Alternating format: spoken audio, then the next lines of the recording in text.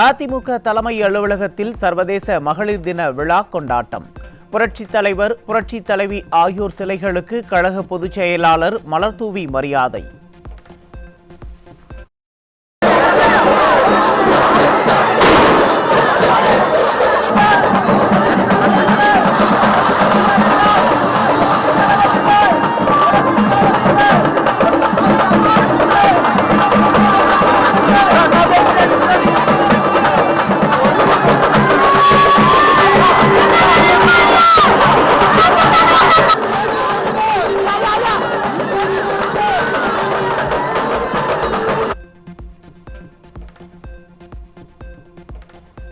சர்வதேச மகளிர் தினத்தை முன்னிட்டு அதிமுக தலைமை அலுவலகத்தில் மகளிர் அணி நிர்வாகிகளுடன் இணைந்து கேக் வெட்டி கொண்டாடிய பொதுச் செயலாளர்.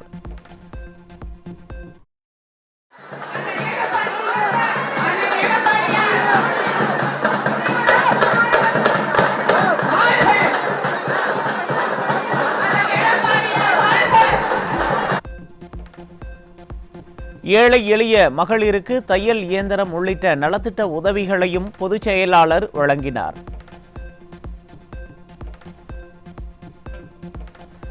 சர்வதேச மகளிர் தினத்தை முன்னிட்டு அதிமுக சார்பில் சிறப்பு பாடல் குறுந்தகட்டை வெளியிட்ட அதிமுக பொதுச் செயலாளர்.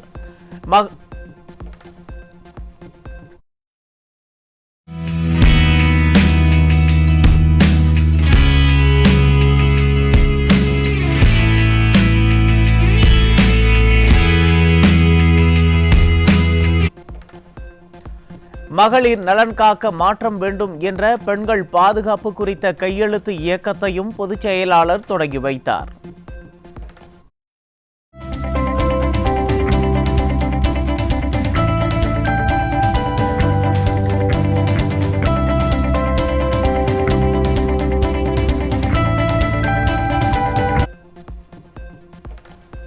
இன்றைக்கு தமிழ்நாடு பெண்களுக்கு துளிக்கூட பாதுகாப்பு இல்லாத மாநிலமாக மாறியிருப்பது மிகுந்த கவலைக்குரியது.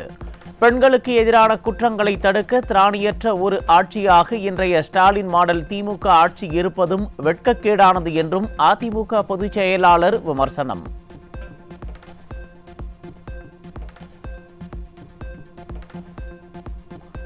அன்பு சகோதரிகளே, உங்களுக்காக, உங்கள் பாதுகாப்புக்காக என்றைக்கும் அதிமுக போராடும் என கழக பொதுச் செயலாளர் அறிக்கை. 2026 மீண்டும் அதிமுக ஆட்சி அமைந்ததும் இன்று நீங்கள் அச்சத்துடன் இருக்கின்ற நிலை மாறும் என்றும், பல சாதனைகளை புரிகின்ற காலமாக நம் ஆட்சி காலம் நிச்சயம் இருக்கும் என்றும் பொதுச் செயலாளர் அறிக்கை.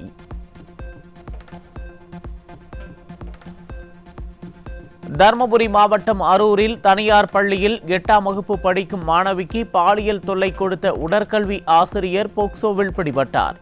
நிர்வாகத்திறனற்ற திமுக ஆட்சியில் பள்ளிகளில் தினந்தோறும் நடைபெறும் பாலியல் வன்கொடுமை சம்பவங்களால் பெண் பிள்ளைகளை வீட்டில் இருந்து வெளியே அனுப்பவே அச்சப்படும் பெற்றோர்.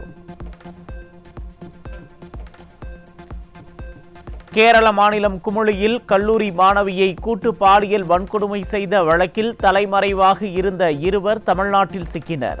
நிர்வாகத்திறனற்ற திமுக ஆட்சியில் ஏற்கனவே தமிழ்நாடு போதைப் பொருட்களின் கேந்திரமாக மாறியுள்ள நிலையில் தற்போது பாலியல் வன்கொடுமை சம்பவங்களில் ஈடுபடும் குற்றவாளிகளும் தமிழ்நாட்டில் பதுங்குவதால் மக்கள் அச்சம். காஞ்சிபுரம் மாவட்டம் ஸ்ரீபெரும்புதூர் அருகே 17 வயது சிறுமியை வலுக்கட்டாயமாக திருமணம் செய்ய முயன்ற சரித்திர பதிவேடு குற்றவாளி. டாடி சன் ஆட்சியில் குற்றவாளிகள் அச்சமின்றி அட்டூழியத்தில் ஈடுபடுவதாக மக்கள் வேதனை. திருவண்ணாமலை மாவட்டம் ஆரணியில் பள்ளி சிறுமி, கல்லூரி மாணவி என 2 பெண்கள் பாலியல் வன்கொடுமை செய்யப்பட்ட சம்பவம் அதிர்ச்சியை ஏற்படுத்தியுள்ளது. பாதுகாப்பு இல்லாத இந்த ஸ்டாலின் மாடல் ஆட்சி எப்போது முடிவுக்கு வரும் என நாட்களை எண்ணிக்கொண்டிருப்பதாக பெற்றோர் வேதனை. கடலூர் மாவட்டம் வேப்பூர் அருகே தனியார் தட்டச்சு பயிற்சி மையத்தில் பெண்ணுக்கு பாலியல் தொல்லை. ஸ்டாலின் ஆட்சியில் எங்குமே பாதுகாப்பு இல்லை என மக்கள் ஆத்திரம். சிவகங்கை மாவட்டம் தேவக்கோட்டை பேருந்து நிலையம் அருகில் 8 பேரை வெறிநாய் கடித்து குதறியதால் அதிர்ச்சி. ஸ்டாலின் அரசின் நகராட்சி நிர்வாகம் நாய்களை கட்டுப்படுத்த எந்த நடவடிக்கையும் எடுக்காததால் இத்தகைய அவலம் அரங்கேறுவதாக மக்கள் வேதனை. வழக்குகளில் மேல்முறையீடு செய்வது குறித்து தமிழக காவல்துறை தலைவருக்கு உத்தரவு பிறப்பித்து எழுதிய கடிதத்தால் காவல்துறையினர் கடும் அதிருப்தி. அரசு வழக்கறிஞர் என்ன முதல்வரா அல்லது முதல்வருக்கு நிகரான அதிகாரம் படைத்தவரா? காவல்துறை யாருடைய கட்டுப்பாட்டில் இருக்கிறது என காவல்துறையினரே புலம்பல். சென்னை பெரும்பாக்கத்தில் விற்பனைக்காக வீட்டில் பதுக்கி வைக்கப்பட்டிருந்த 110 கிலோ கஞ்சா பிடிபட்டது.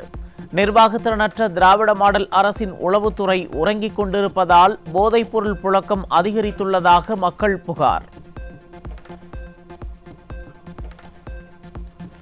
சென்னையை அடுத்த கிழக்கு தாம்பரம் பகுதியில் பேருந்து நிலையத்தில் 30 கிலோ கஞ்சா பிடிபட்டது. ஸ்டாலின் ஆட்சியில் கஞ்சா விற்பனை கொடிகட்டி பறப்பதாக மக்கள் வேதனை. சென்னை அம்பத்தூர் அருகே 17 கிலோ கஞ்சா சிக்கியது.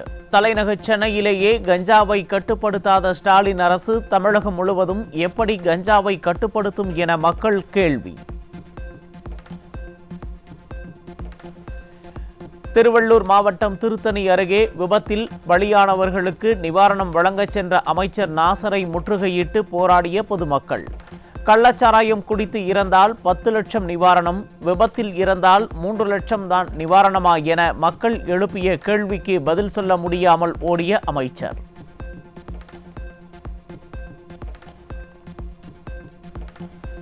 தூத்துக்குடி ஆரம்ப சுகாதார நிலையத்தில் மருத்துவர் இல்லாத காரணத்தால் கர்ப்பிணி பெண் உயிரிழந்ததாக உறவினர்கள் வேதனை. அப்பா என பேசும் ஸ்டாலின் கர்ப்பிணியின் மரணத்திற்கு என்ன பதில் சொல்வார் என மக்கள் கேள்வி.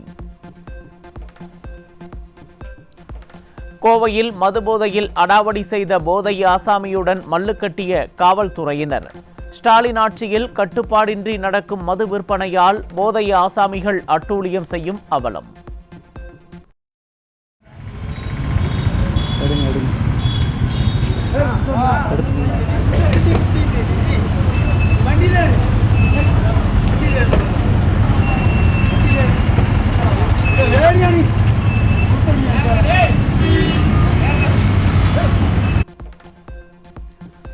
கிருஷ்ணகிரி மாவட்டம் பர்கூரில் மதுபோதையில் பெண்களிடம் ரகளையில் ஈடுபட்ட இளைஞர் தட்டி கேட்ட காவலர் மீது தாக்குதல் நடத்தியதால் பரபரப்பு. மதுபோதை ஆசாமிகளால் தமிழகத்தில் காவலர்களுக்கே பாதுகாப்பு இல்லாத சூழல் நிலவும் அவலம்.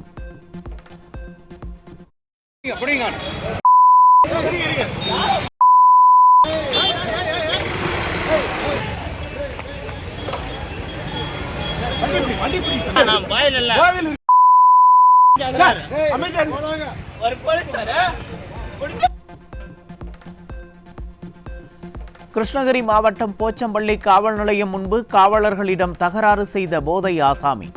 டாஸ்மாகில் பாட்டிலுக்கு 20 ரூபாய் அதிகம் கேட்பதாக கூறி மதுப்பிரியர் எழுப்பிய கேள்விகளுக்கு பதில் சொல்ல முடியாமல் தவித்த காவலர்கள்.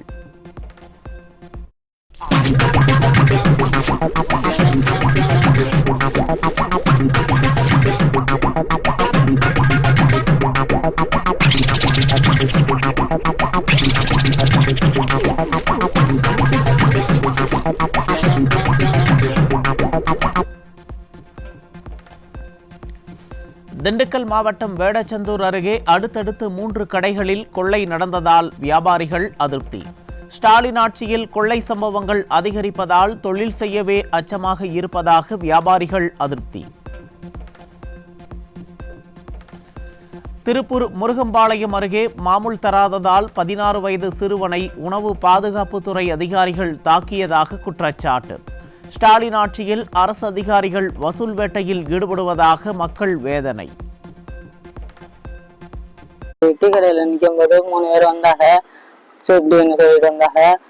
அது பிடிச்சி அடிச்சுட்டாங்க சார். அடிச்சு ஆன்டிபயோட்டிக்லாம் கொடுத்து இந்த மாதிரி காசு கேட்டாங்க சார். எனக்கு கொடுக்க முடியல. மிரட்டினாங்க சார். ஆஸ்பத்திரி அடிச்சு நெஞ்சில் அடி சார். அடிச்சு பின்னாடி பொருட்கள்லாம் அடி. எனக்கு ரொம்ப வலிக்குது சார். நெஞ்செல்லாம் வலி. கரூர் மாவட்டம் வேலாயுதம் பாளையம் அருகே பணம் கொடுக்கல் வாங்கல் பிரச்சனையில் ஆள் கடத்தலில் ஈடுபட்டு திமுக இளைஞரணி துணை அமைப்பாளர் அராஜகம். ஆளும் அதிகார மமதையில் திமுக அனுதாபிகளும் நிர்வாகிகளும் குற்றச் செயல்களிலும் அராஜகத்திலும் ஈடுபடுவது தொடர்கதையாகி வருவதாக மக்கள் குற்றச்சாட்டு. சென்னை சேத்துப்பட்டு சுற்றுச்சூழல் பூங்காவை பராமரிக்க விடியா திமுக அரசு 10 கோடி ரூபாய் ஒதுக்கியது ஏன் என பொதுமக்களுக்கு சந்தேகம். யாருமே கோரிக்கை வைக்காத திட்டத்திற்கு கோடிக்கணக்கில் நிதி ஒதுக்குவது கொள்ளையடிக்கவா என்றும் கேள்வி. தூத்துக்குடியில் திமுக அமைச்சர் அனிதா ராதாகிருஷ்ணனின் வீட்டை முற்றுகையிட்டு 300க்கும் மேற்பட்ட மீனவர்கள் போராட்டம். தருவைக்குளம் மீனவ கிராமத்தில் கடல் அரிப்பை தடுக்க தூண்டில் வளைவு அமைக்க வேண்டும் என பலமுறை வலியுறுத்தியும் நடவடிக்கை எடுக்காததால் ஆத்திரம். தமிழக மின் உற்பத்தி கழகம் வழங்கிய நிலக்கரி ஒப்பந்தத்தில் 140 கோடி ரூபாய் ஜிஎஸ்டி மோசடி நடைபெற்றது குறித்த விசாரணை நடத்த வேண்டும். ஸ்மார்ட் ஜென் நிறுவனம் மோசடியை மறைத்து ஒப்பந்தம் பெற்றது குறித்து விசாரணை நடத்த சென்னை உயர்நீதிமன்றம் உத்தரவு. அரவிந்த் கெஜ்ரிவால், சந்திரசேகர் ராவ் வரிசையில் திராவிட மாடலும் மதுபான ஊழலில் சிக்கி ஆட்சி அதிகாரத்தை இழக்கலாம் என மூத்த பத்திரிகையாளர்கள் கருத்து. கலால் வரி முறைகேடு தொடர்பாக டாஸ்மாக் அலுவலகத்தில் அமலாக்கத்துறை நடத்திய சோதனையை தொடர்ந்து திராவிட மாடலின் மிகப்பெரிய ஊழல் வெளிவரப்போவதாக திட்டவட்டம்.